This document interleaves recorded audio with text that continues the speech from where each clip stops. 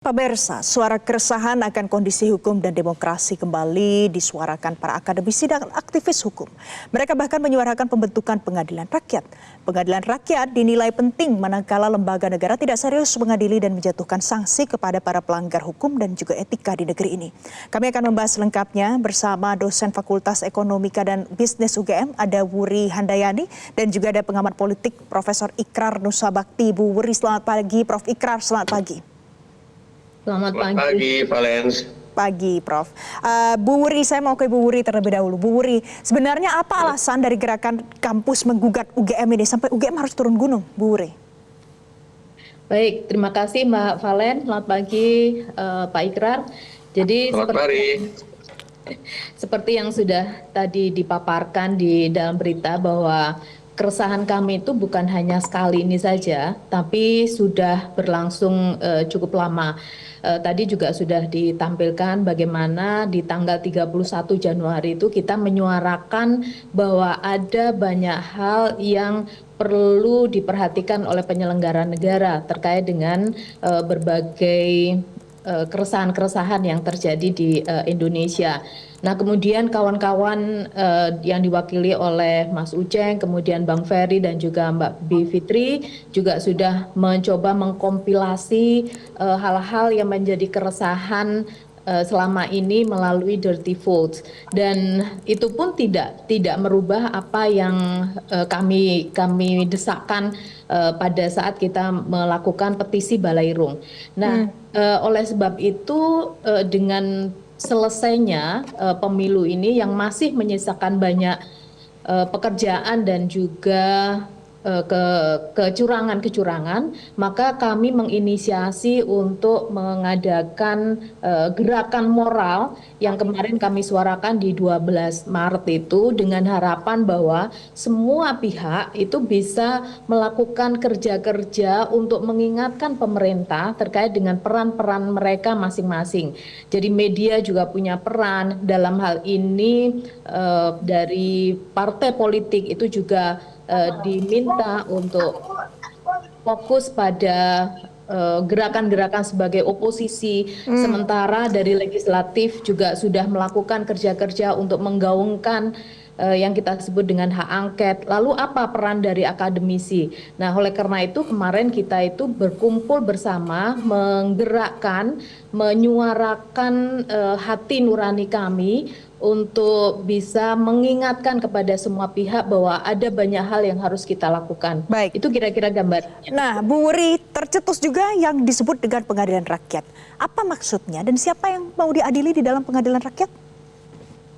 Oke, baik. Saya ingin menyampaikan bahwa saya bukan ahli hukum, saya ahli tata kelola atau governance ya, di mana saya melihat berdasarkan perspektif dari keilmuan saya bahwa ada tata kelola dari negara ini yang sudah tidak sesuai dengan koridornya, di mana hukum sudah mulai dipermainkan, tidak ada akuntabilitas, partisipasi masyarakat itu hampir semuanya dibungkam. Nah, ini yang kemudian saya melihat bahwa ada pilar-pilar itu yang sudah tidak sesuai dengan koridor.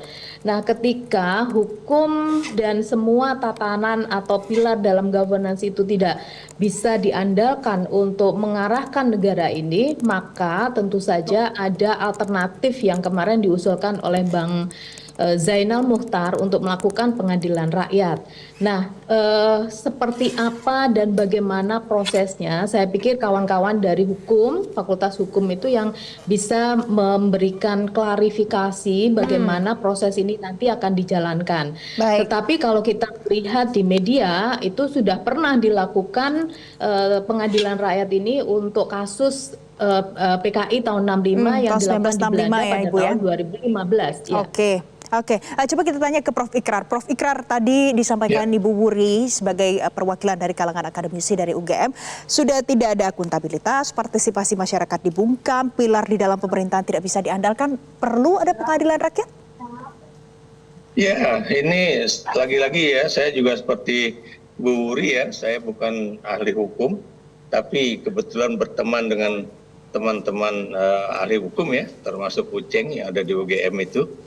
dan Ferry Amsari juga teman saya, Mbak Bibit juga itu teman saya juga ya. Jadi kita sering diskusi ya, kira-kira apa yang akan menjadi langkah selanjutnya. Dan terus terang ya, saya sebagai pribadi ya, dan juga pernah menjadi orang kampus, pernah menjadi pengajar juga di kampus, dan saya terus terang salut ya kepada teman-teman di UGM ya alumni, maksud saya alma maternya Presiden Jokowi sendiri ya, yang terus terang ya itu justru menjadi motor penggerak ya, atau bila dikatakan ujung tombak dari berbagai gerakan kampus tersebut ya, bukan cuma yang misalnya melalui para guru besar dan pengajar universitasnya itu menyatakan pertama kali ya mengenai persoalan etika politik, moral politik ya dan sebagainya ya, tapi sekarang mengenai pengadilan rakyat ya, semalam kebetulan saya juga bertemu dengan Mas Ferry Amsari ya di sebuah acara itu, dan beliau juga menjelaskan bahwa kami juga akan melakukan pengadilan rakyat ya. Saya pikir cuma di kampus UGM aja, dan ini akan menyebar ya. Jadi gerakan-gerakan ini dari kampus ke kampus akan menyebar kembali ya, karena kita tahu hari ini misalnya ya teman-teman yang berada di Jakarta, Bogor dan juga Tangerang ya itu akan melakukan suatu pertemuan ya di kampus UI Salemba ya, di ruang Emery kalau nggak salah di Fakultas Kedokteran Universitas Indonesia. Dan Anda tahu ya, FKUI atau lapangan di depan FKUI itu adalah lapangan dari pergerakan rakyat ya, baik itu pada peristiwa menjelang 65 ya, kemudian juga pada saat 78 dan kemudian 98 kemarin ya. Jadi di sini menunjukkan betapa kalau dulu yang lebih banyak bergerak itu adalah mahasiswa, sekarang bukan cuma mahasiswa ya, tapi dosen dan guru besarnya itu juga ikut turun tangan ya. Jadi ini suatu hal yang sangat menarik ya. Karena memang tidak ada lagi apa-apa hal yang kemudian bisa didengarkan atau kemudian dilaksanakan oleh negara begitu kan. Kecuali mengatakan bahwa ini kan kehendak rakyat, ini kan biar rakyat yang memilih ya. Padahal tidak sedikit persoalan-persoalan yang terjadi di Republik ini yang tidak ditangani secara baik ya. Baik, jadi kalau menurut Prof. Ikrar, ini tidak hanya lagi mahasiswa saja, tapi juga akademisi, guru-guru besar turun semuanya untuk menyuarakan aspirasinya.